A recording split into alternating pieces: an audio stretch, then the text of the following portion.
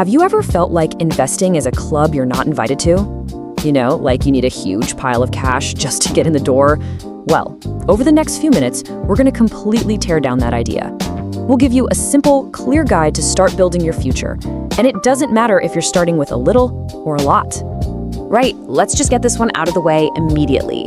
It's a really common belief, this idea that the whole world of investing is some exclusive playground for the wealthy. Maybe you've thought this yourself. But here's the truth, that's just not how it works. It's probably one of the most persistent money myths out there, and frankly, it holds a lot of people back. So today, we're gonna bust that myth for good. So here's our game plan. First, we'll dive deep into that big myth. Then we'll cover exactly why you should be investing. After that, we'll look at some super simple ways to get started, cover the common mistakes so you can avoid them, and finally, we'll wrap it all up with a 5-step action plan you can use today. Okay, section 1. Let's really get into this myth, because the secret to building wealth isn't about how much money you start with. It's about leveraging a different asset, one that's way more powerful. And that asset is time. Seriously, time is your greatest advantage. Think about it like this. If you plant a tiny seed today, it has decades to grow into a huge tree. But if you wait 20 years and plant a much bigger sapling, it will never catch up. That's the power of getting started early, even if it's small. So starting early is the key. But that brings us to our next section. Why is it so important in the first place? It's not just a nice thing to do. It's pretty much a necessity for your long-term financial well-being. It's all about making your money work for you instead of the other way around. Take a look at this comparison. On the left, you've got your money in a savings account. It feels safe, right?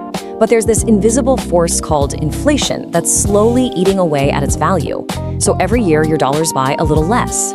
On the right, investing gives your money a fighting chance to not just keep up with inflation, but to actually outgrow it. And this is where the real magic is. It's a concept called compound growth. The best way to picture it is a small snowball at the top of a big hill. As it starts rolling, it picks up more snow, getting bigger, and the bigger it gets, the faster it grows. Your money does the exact same thing. It earns returns, and then those returns start earning their own returns. Okay, so you get the why. You're probably thinking, great, but how do I actually do this? Well, that's what this next section is all about. We're gonna look at some simple, straightforward options that are perfect for beginners. Here are 3 really popular places to start. Index funds or ETFs are fantastic because they're like buying a tiny slice of the whole market in one go. You're diversified instantly. Then you have individual stocks, which is what most people think of, owning a piece of a specific company. This takes a bit more homework. And finally, mutual funds are where a professional pools money from lots of people and manages it for you. It's a great hands-off option. But wait, before you run off and open an account, we need a quick timeout. This is so important. Investing is a long-term game, not a get-rich-quick lottery. You have to be patient. And please, never invest money that you need for your bills or daily life. That's what your savings are for. All right, let's talk about something that's just as crucial as knowing what to do, knowing what not to do. Avoiding these common mistakes can literally save you from a lot of stress and financial pain down the road. This is all about protecting your money. Here are the 4 big traps beginners fall into. First, chasing those get-rich-fast schemes. They almost always end badly. Second, buying something just because it's trending on social media.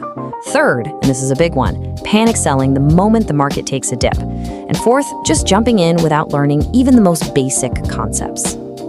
So, what's the antidote to all of that? It really boils down to 2 words, patience and discipline. Markets go up and markets go down. That's normal. Your job is to stay calm, stick to your long-term plan, and not let fear or excitement dictate your choices. Okay, this is it. We've tackled the myths, we understand the why, and we know the pitfalls to avoid. Now it's time to turn all of this knowledge into action. This final section is your practical, step-by-step guide to actually getting started. Here we go, your 5-step plan. Number 1, and please don't skip this, build a small emergency fund first. That's your safety net. 2, pick an investment platform that's built for beginners. 3, start small but be consistent. Even a little bit each month is powerful. 4, commit to the long haul. Think in terms of years, not days. And 5, always stay curious and keep learning. The most important part is just to begin. So, as we wrap up, let's just hammer home the main takeaways. First, investing is for everyone, period. Second, starting with a small amount of money is perfectly fine. In fact, it's a great way to learn. Third, keep it simple. You don't need complex strategies. Fourth, avoid emotional decisions. And finally, remember that true wealth is built by consistency over a long period of time. And I want to leave you with this final thought because it's so true. Real, lasting wealth isn't built in a day. It's a marathon, not a sprint. It's the result of patient, disciplined choices made over and over again for years. And that brings us to our last slide. This is really a question just for you. Now that you know the myths aren't true and you have a clear plan, what's holding you back?